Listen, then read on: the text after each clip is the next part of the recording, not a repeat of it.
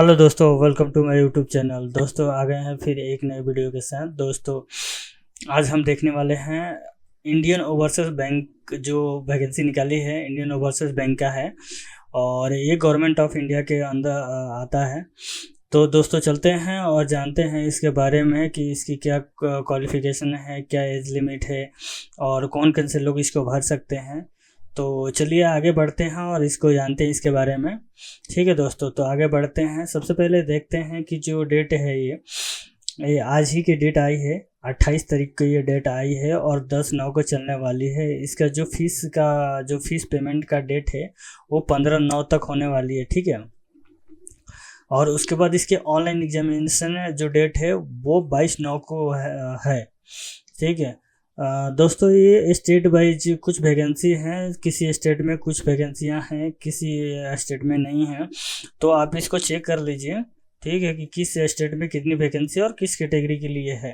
ठीक है, तो आप इस चीज़ को ध्यान में रख के ही फॉर्म भरें। ठीक है, तो चलिए अब आगे बढ़ते हैं और देखते हैं इसमें। और ये नेपाल, भूटान, इंडिया, ये तीनों कंट्री के लिए फॉर्म है। आप इसमें अप्लाई कर सकते हैं। अगर हमारा वीडियो अगर नेपाल, भूटान के लोग देख रहे हैं तो आप इसमें भर सकते हैं। ठीक है, बाकी आगे बढ़ते हैं, चलते हैं। इसमें जो एज लिमिट है, तो दोस्तों चलिए एज के बारे में देख लेते हैं। ये जो मिनिमम एज है वो 20 ईयर है और मैक्सिमम एज जो 28 ईयर है। ठीक है, इसका जो कट ऑफ होने वाला है, जो डेट है 1/8/2024 से होगा। और इसकी क्वालिफ़िकेशन देख ले तो ग्रेजुएशन होना चाहिए, किसी भी फील्ड से होना चाहिए।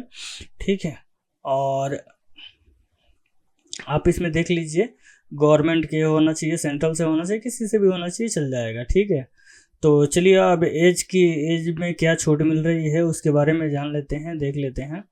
ठीक है, तो सबसे पहले कि SC/ST में जो है 5 साल की छूट मिलेगी और OBC वगैरह के लिए 3 साल की छूट मिलेगी। बाकी अगर कोई डिसेबिलिटी मतलब है, कोई विकलांग वगैरह है, उनके लिए 10 साल की है छूट मिल रही है। ठीक है, तो बाकी और वुमेन्स वगैरह के लिए देख लीजिए 38 साल के भी हों तो चल जाएगा, और वो OBC वगैरह में हैं तो 40 साल में चल जाएगा। ठीक है, तो चलिए आगे बढ़ते हैं और देखते हैं इसमें और क्या होने वाला है। दोस्तों ये देखिए, यहाँ पे थोड़ा सा अच्छे से दिख जाएगा आपको।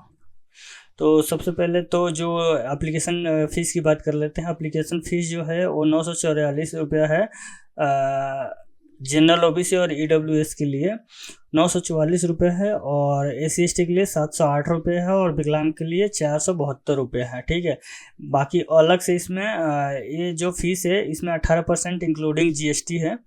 ठीक है, तो चलिए ये अप्रेंटिस का फॉर्म है और ये अप्रेंटिस है।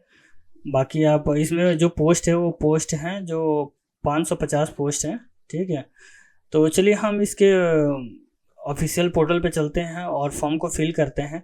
बाकी एक चीज़ मैं और बता दूं कि इसका जो पेपर होने वाला है वो पेपर कौन कौन सी चीज़ में होगा, तो मैं डायरेक्ट में चलता हूँ वहीं पे और मैं आपको पेपर बता देता हूँ। ठीक है, तो ये देखिए, ये जो पेपर होने वाला है ये ऑनलाइन जनरल पेपर होगा। और इसमें सबसे पहले तो जनरल स्टडी आएगा, उसके बाद जनरल फाइनेंशियल जो आएगा, उसके बाद इंग्लिश आएगा, उसके बाद इसमें रीजनिंग एप्टीट्यूड आएगा, उसके बाद कंप्यूटर नॉलेज रहना चाहिए। ठीक है, टोटल जो नंबर है 100 नंबर का पेपर होगा, 100 नंबर का मार्क्स आएगा। ठीक है, तो चलिए आगे बढ़ते हैं और देखते हैं। ठीक है, चलिए अब ज़्यादा बोर नहीं करूँगा, डायरेक्ट चलते हैं इसके ऑफिशियल साइट पे।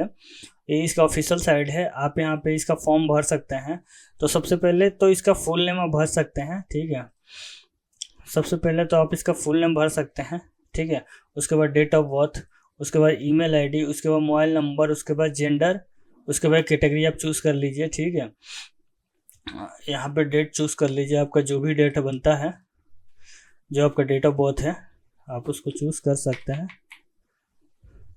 ठीक है, उसके बाद यहाँ पे जेंडर चूज़ कर लीजिए, यहाँ पे कैटेगरी, जो कैटेगरी से हैं आप उसको चूज़ कर लीजिए। जिस स्टेट से आप भर रहे हैं उस स्टेट का आप भर सकते हैं यहाँ पे। ठीक है, उसके बाद होम डिस्ट्रिक्ट आप भर सकते हैं, चूज़ कर सकते हैं यहाँ पे।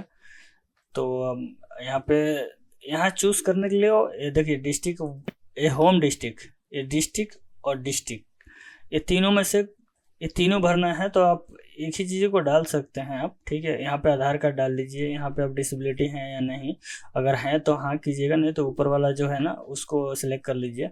उसके बाद इसमें से कौन से आपका स्ट्रीम है, कौन किस ब्रांच से आपने ग्रेजुएशन किए हैं, किस कोर्स से किए हैं, तो उसको आप सिलेक्ट कर लीजिए, ठीक है। उसके बाद इसमें चलते हैं, इसमें फुल एड्रेस आपको डालनी पड़ेगी, यहाँ पिन कोड डालना होगा। यहाँ पे योर हाईएस्ट एजुकेशन, जो आपका हाईएस्ट एजुकेशन अगर ग्रेजुएशन है तो ग्रेजुएशन कर लीजिए, और नहीं तो इसमें पोस्ट ग्रेजुएशन आपने किए होंगे तो पोस्ट ग्रेजुएशन कर सकते हैं।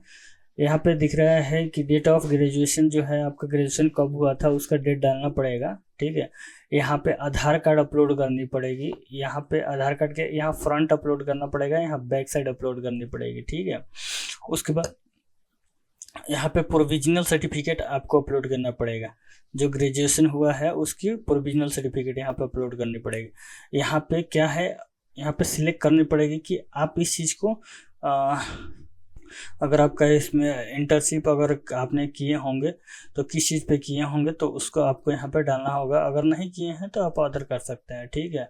यहाँ पे एक दिया हुआ है कि enrolment number mandatory for graduation after 1 year April 2020, ठीक है। NSTA इनरोलमेंट नंबर होनी चाहिए इसमें, अगर आपके पास है तो आप इसमें डाल के और सबमिट कीजिए, अगर नहीं होगा तो फिर आपको यहाँ पे फॉर्म फिल नहीं हो पाएगा, ठीक है। तो आपका ये होना ज़रूरी है, ठीक। तो चलिए दोस्तों, अगर ये इन्फॉर्मेशन आपको अच्छी लगी हो तो आप मुझे सब्सक्राइब कीजिए, लाइक कीजिए, सपोर्ट कीजिए दोस्तों, ठीक है। Okay, thank you.